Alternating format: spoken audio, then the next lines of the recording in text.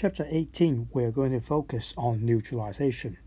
Okay, the first video we're going to talk about what is neutralization and also some basic concepts on writing ionic equation for this reaction.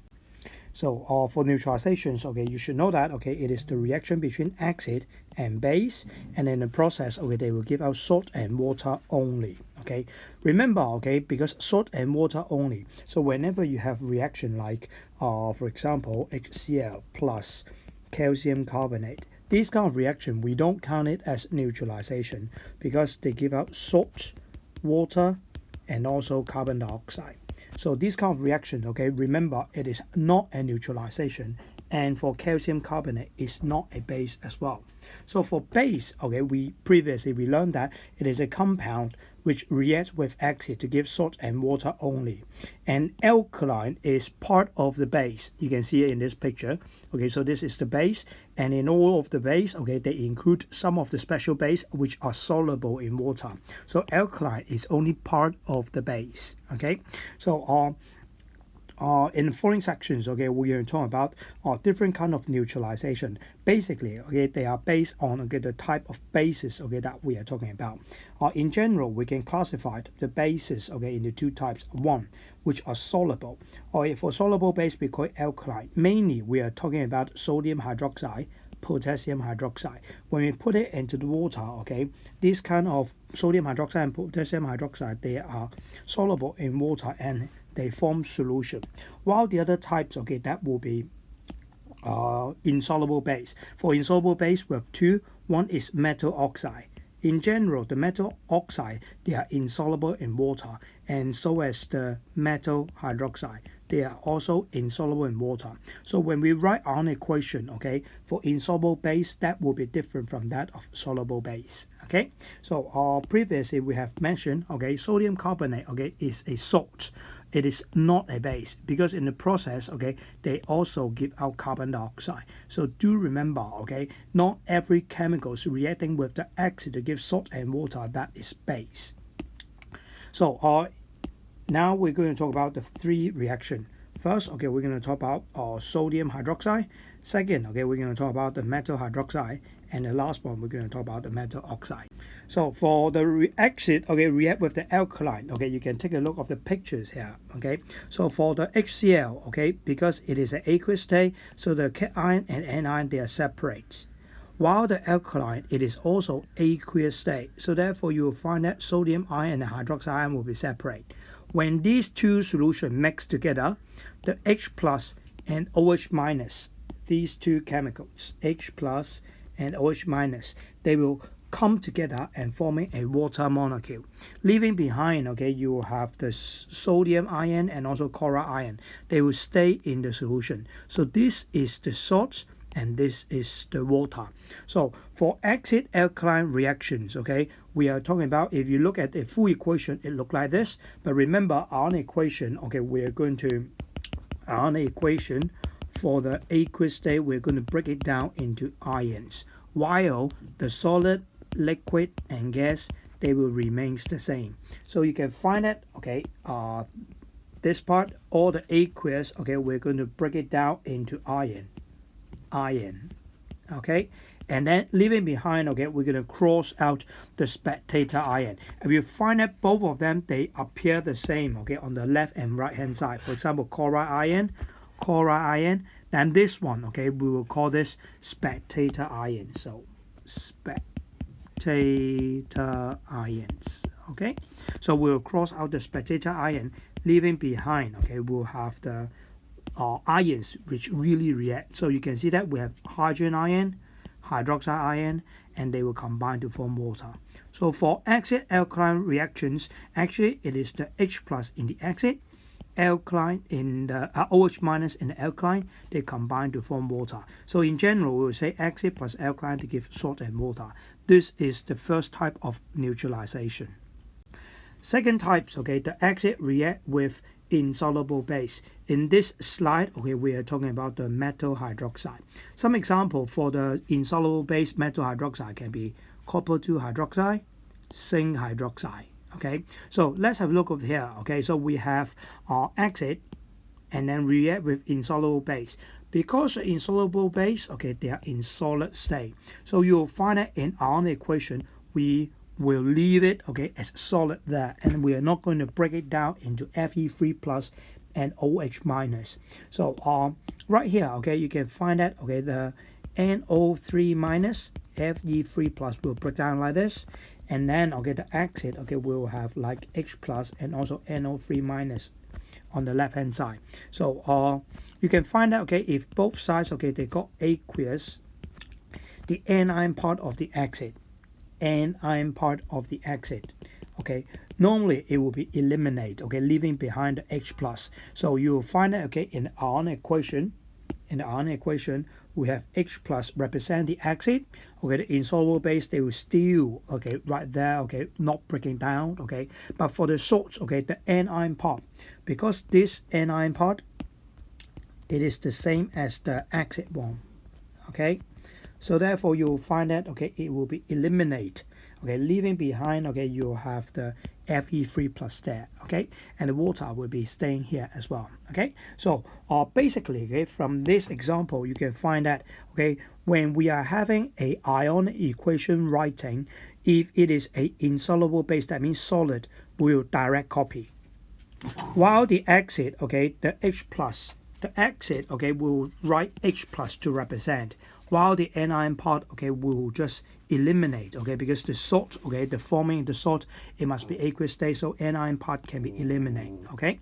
So it will have the H plus, okay, react with the insoluble base to give the salt and water.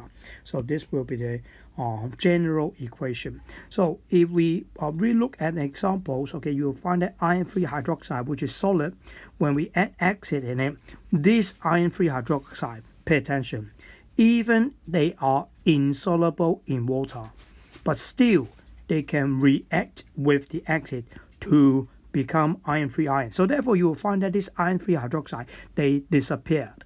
They disappear doesn't mean that they are soluble in water, just because they react with the acid and forming some soluble substance. So therefore it happens like this, okay. So don't mix up, oh, you say iron-free hydroxide is insoluble, why at the end, okay, they become solution, okay, just because they have reaction with the acid. Don't mix up two concepts. Last one, okay, will be acid react with base. The base that we talk about this time is metal oxide. Examples, we have many metal oxide, they are insoluble. So we have iron 2 oxide, zinc oxide, many more. So in this case, we talk about zinc oxide. Again, you can find that, okay, this zinc oxide, they are solid. So therefore, at the end, in our equation, it still be solid. Okay, and for the acid, again, okay, the anion we can eliminate. So leaving behind, okay, we have the H plus written down in the ion equation. Because the anion part of the acid has been eliminated, the salts part, okay, the anion will also be eliminated right there. So leaving behind, okay, it will be the Cu2 plus, okay. So the water will be leaving behind like that. So the ion equation, okay, will be the same. Do remember, okay, in the acid, we cross out the anion, having the H plus leaving behind. If it is an insoluble base, it is solid, we cannot break it down into ion. But for the salt, the anion part, okay, will be staying there, okay, and then we'll have the water behind. So this is the general equation that we have. Again, okay, if it is an insoluble base, it still can react with the acid to give solution like this, okay. So one thing I want to remind you, the copper 2 oxide, it is, don't think that, okay, it is copper 2 iron, so therefore it is blue in color. Remember, copper 2 oxide is black in color. And the solution, okay, after they form is copper 2 sulfate, so that one will be blue in color, okay. So basically, okay, neutralization is a combination of H plus and OH minus. Sometimes, okay, it will be a metal oxide, so it will be O2 minus. And in the process, okay, they will combine to give water. If you have H plus, you combine with OH minus, you give water. If you have O2 minus, okay, then you also combine to form H2O. Okay, so this is neutralization. In a process, okay, salt is produced, water is also produced. Okay, so for ionic equation, basically all the time the acid will be written as H plus. If it is alkaline, which is soluble base, you will write down in OH minus to represent the alkaline. If it is metal oxide and metal hydroxide, you just write out like this will do. Okay, for the product part, okay, normally it will have salt and water only. For the metal oxide and metal hydroxide, you will find that the salt, okay, will present as a metal ion only. Okay, for example, it will be like this. Okay, because for the anion part, say for example, sulfate, chloride ion, nitrate, all of them have been crossed out or as spectator ion. So normally it will just have the metal ion leaving behind. So I'll just have a quick look on an example of X18.1. So this one, you have to write chemical equation and ionic equation. The chemical equation, I leave it to you. Ionic equation, I just want to show you how fast it can be. First of all, it is a potassium hydroxide. Okay, I know that it is an alkaline. Okay, so therefore I will find that, okay, part A, potassium hydroxide will be exist as OH minus, while the acid always to be H plus. So they combine will become H plus OH minus become water. While the second one, okay, you'll find that that is magnesium hydroxide. Magnesium hydroxide is an insoluble base. It's a metal hydroxide. So therefore, I will know that it cannot be broken up into iron. So therefore, I will say magnesium hydroxide. And then the acid, still it is H plus. Because I know that each OH minus will combine with one H plus. So at this moment, actually, I can multiply this one by 2 for sure. Because we have 2 OH minus, I need 2 H plus to give 2 water. But don't forget, okay, the magnesium ion, okay, because the salt, okay, is supposed to be magnesium nitrate in this case, but the nitrate have been crossed out, so therefore you still have a metal ion here.